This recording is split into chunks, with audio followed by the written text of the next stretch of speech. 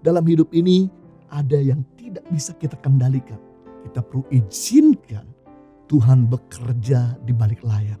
Sebab dia sutradara yang the best dalam kehidupan kita.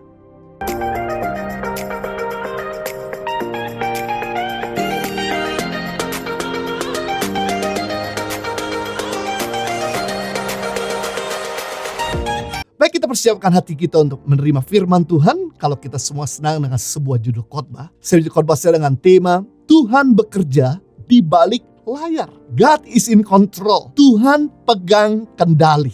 Luar biasa. Hampir semua kendaraan cuma punya satu kemudi. Seperti sepeda, kapal laut, motor, mobil. Termasuk hidup kita pun hanya satu yang dapat memegang kemudi. Dalam hidup ini ada 3 individu yang ingin mengendalikan kehidupan kita. Nah, individu yang ingin mengendalikan hidup kita yang pertama adalah iblis. Firman Tuhan berkata dalam 1 Petrus 5 ayat 8, sadarlah dan berjaga-jagalah, lawanmu si iblis berjalan keliling sama seperti singa yang mengaum-ngaum mencari orang yang dapat ditelannya. Rupanya strateginya iblis seperti singa yang mengaum-ngaum untuk dapat ditelan. Mengaum-ngaum artinya mengintimidasi, mendakwa, menakut-nakuti, menghantui. Jadi iblis ingin mengendalikan kehidupan kita melalui ketakutan, kekhawatiran, dan ketidakpercayaan untuk meragukan Tuhan dalam kehidupan kita. Dan jika kita mengizinkan untuk iblis mengendalikan hidup kita, maka yang terjadi Yohanes 10 ayat 10 bagian A. Iblis datang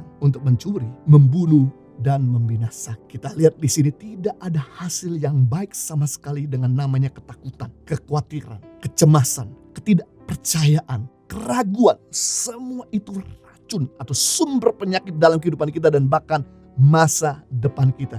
Jangan izinkan iblis untuk mengendalikan kehidupan kita, mempengaruhi pikiran kita dan perasaan kita. Yang kedua, individu yang ingin mengendalikan kehidupan kita adalah diri kita sendiri. Yang menjadi persoalan, sehebat-hebatnya seseorang masih punya kelemahan. Sepintar-pintarnya seseorang masih punya kekurangan. Manusia ada makhluk yang punya banyak keterbatasan. Terbatas dalam waktu, memiliki keterbatasan dalam kemampuan, memiliki keterbatasan dalam tenaga dan sumber-sumber. Manusia butuh Tuhan dan sesama yang dapat melengkapinya. Saya teringat dengan cerita di dalam Markus pasal 4 ayat 35-36 ketika Yesus mengajak murid-murid pergi ke seberang dengan perahu. Namun saat sudah ada di atas kapal, murid-murid minta Yesus duduk dan tidur saja. Izinkan kami memegang kendali perahu ini. Murid-murid berpikir bahwa Yesus kan anak tukang kayu, gak punya skill dan pengalaman di laut untuk mengendalikan kapal.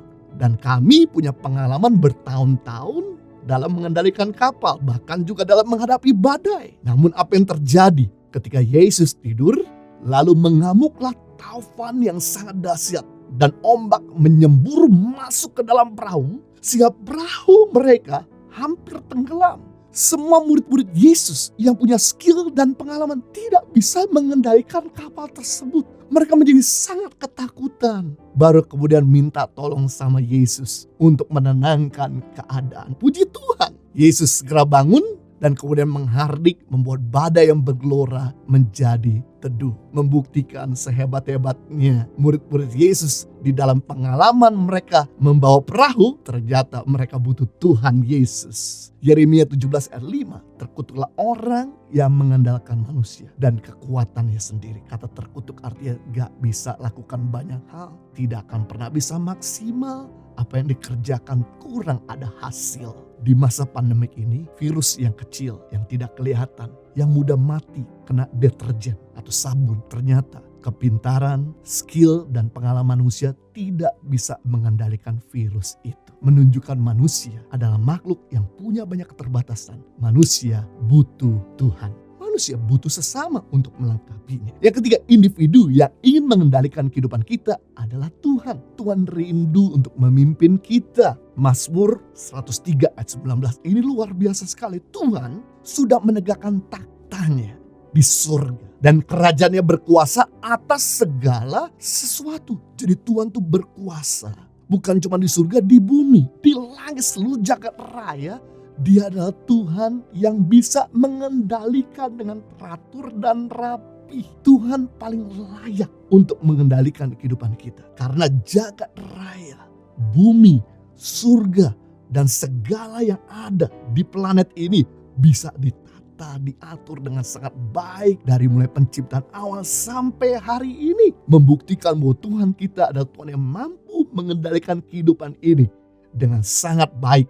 Kalau kita mengizinkan Dia berdaulat dalam hidup ini. Karena Tuhan kita, yang pertama, Dialah omnipresence. Dia adalah Tuhan di mana saja. Dia Tuhan Maha Hadir. Dia Tuhan yang setia. Dia adalah Tuhan yang tidak pernah melupakan dan meninggalkan kita. Mungkin orang tuamu melupakanmu. Pasangan hidupmu meninggalkan kau. Orang yang kita kasih meninggal dunia. Tetapi Tuhan setia. Dia selalu ada bersama kita. Dia menemani kita. Dia adalah Tuhan yang selalu menghibur dan menguatkan ketika kita dalam keadaan kesendirian. Ataupun kita dalam keadaan lemah. Mungkin orang lain tidak bisa kita andalkan. Tapi Tuhan layak untuk kita andalkan. Yang kedua, Tuhan kita itu omniscience. Tuhan tahu segala-galanya. Tuhan itu maha tahu. Dia mengenal kita. Dia tahu tanggal ulang tahunmu. Dia tahu tanggal pernikahanmu. Dia tahu kekecewaanmu. Dia tahu kekhawatiranmu. Dia tahu kelemahanmu. Dia merasakan apa yang kamu rasakan. Dia tidak akan pernah melupakanmu. Karena Dia mengenal kita. Maka Dia menjadi sumber jawaban yang tidak pernah mengecewakan kita. Luar biasa, kita punya gembala yang baik yang mengenal domba-dombanya. Mungkin pemimpinmu gak ingat tentang tanggal lahirmu. Mungkin orang tuamu tidak ingat mengenai prestasimu. Tetapi ada satu oknum yang tidak pernah lupa akan kita. Kalau kita ulang tahun, Dia sanggup memberikan berkat. Bahkan di saat lemah, Dia juga bisa menguatkan. Bahkan di saat kita sakit hati, Dia mengerti perasaan kita. Dia tidak akan pernah membuang kita. Dan kalau kita jatuh pun, Dia selalu memberikan bahunya untuk kita. Yang ketiga, Tuhan itu omnipoten. Tuhan itu maha kuasa. Dia berkuasa. Dia sanggup melakukan segala-galanya. Dia tidak pernah gagal.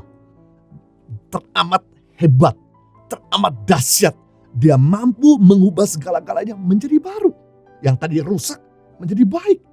Yang tadinya ada di bawah bisa Tuhan angkat dan promosikan. Yang tadinya tidak betul bisa menjadi betul.